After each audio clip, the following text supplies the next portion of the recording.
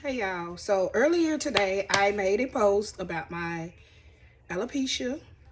I posted on my Facebook page, but now I'm going to make this video and I'm going to talk a little bit about what it is and what it does, and how to get diagnosed for it and how to affect your life. That's what we're going to talk about today, how to affect you. So I was diagnosed with CCA alopecia maybe 3 years ago. I think it was 3-4 years ago. And the doctor told me at the time, when I was back in my hometown, they told me at the time that my hair probably wouldn't grow back, and there was probably nothing they can probably do for me but to just like keep the oils on it, keep it oil and moisturize and things of that nature. And also at that time they did blood work on me, and it said that my vitamin D was very low. So from then on, I've known that I had a vitamin D deficiency. Excuse my face, y'all. I just had surgery last week and it's swollen. It was hurting, but it's better. Yeah, I had a vitamin D deficiency. It was like, I think the counts was like, you got to be at least like, I want to say like a 30, 40 something. And I was down to like an 8 on my vitamin D levels. So that's extremely low. They said they haven't met, that doctor said she never known for someone's vitamin D level to be that low. But anyway, yeah, she prescribed me vitamin D at the time, but for some reason when I took the 50,000 units, it made me have bad migraines. And she also said that she never encountered no one to have a side effect of migraines from taking it, but me. I have migraines. So she told me to get some calcium chews. I got the chocolate calcium chews, which you can get at Walgreens. It has vitamin D in it. I chew those. I chew 2 of those and it don't bother me. And I got the vitamin D3 little vitamins. I got them from Walmart. And I also ordered me some vitamin D oil that I take orally off Amazon, and that helps. But anywho, fast forward to today, this year. So between that time, I was just playing around like, you know what? She said I ain't gonna go back. I'm just gonna let it be what it is. I did start dreads along the way. And as y'all can see from, if you know me from the beginning, I had real small dreads. They were short, about right there, started off. And as you can see, they grow. My hair grows.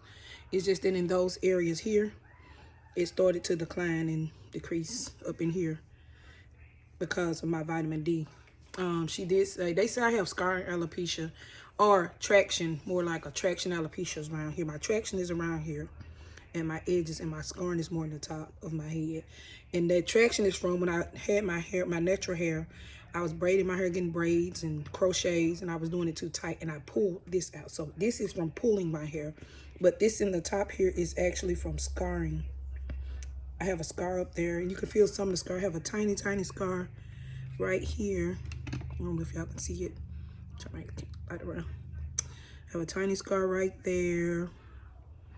You can feel the scars, like there's one somewhere up in there, it's getting smaller. But anywho, so I fast forward today. I went to the a dermatologist here where I live now, and she did a test on me. She ran, you know, a little test on me real quick and checked my scalp. She was like, yes, you do have alopecia, the CCA version, because you have scarring.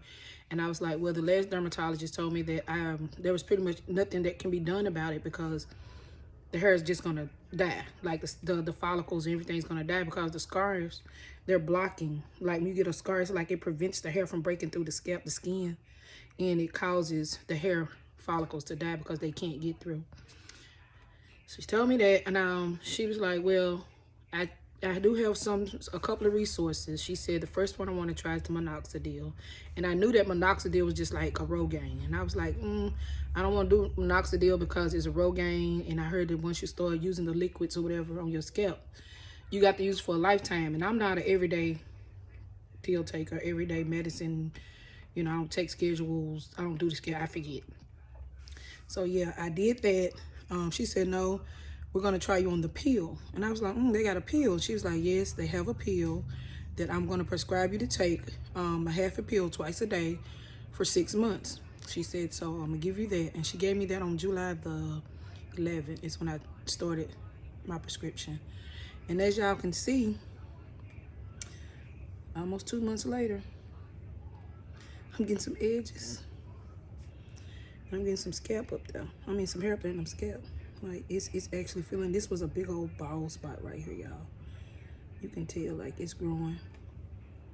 And it's actually, well, I had dreads up here, but I just went ahead and cut them out because it was pulling tension right up in here. When I try to pull my hair up or something, it was pulling tension. And that's some advice for me to give you guys.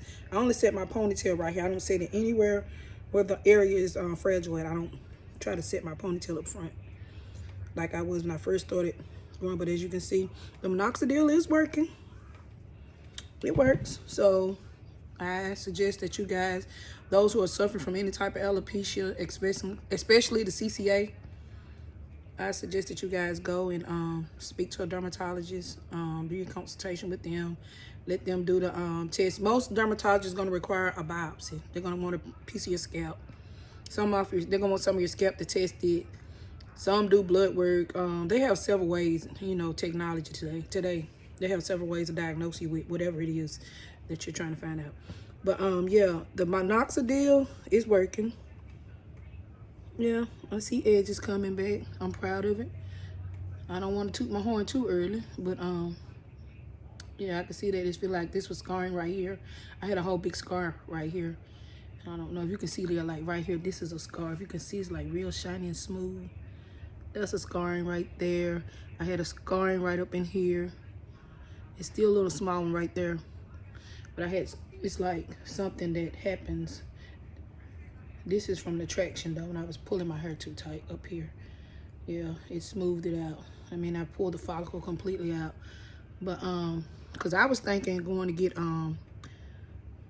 hair implants. And even with scarring alopecia, you can't get it with scarring alopecia. If you got a bad, like a severe case of, you can't get hair implants because there's no follicles gonna break through in certain areas. So it wouldn't be worth your time. Like if I can get it up here and then I got a scar right here, it's not gonna let me put anything right there. So I still have a spot right there. So there's no need for getting, trying to get hair implants with scarring alopecia. It depends on your level of how far it is or how long you've been going with it untreated.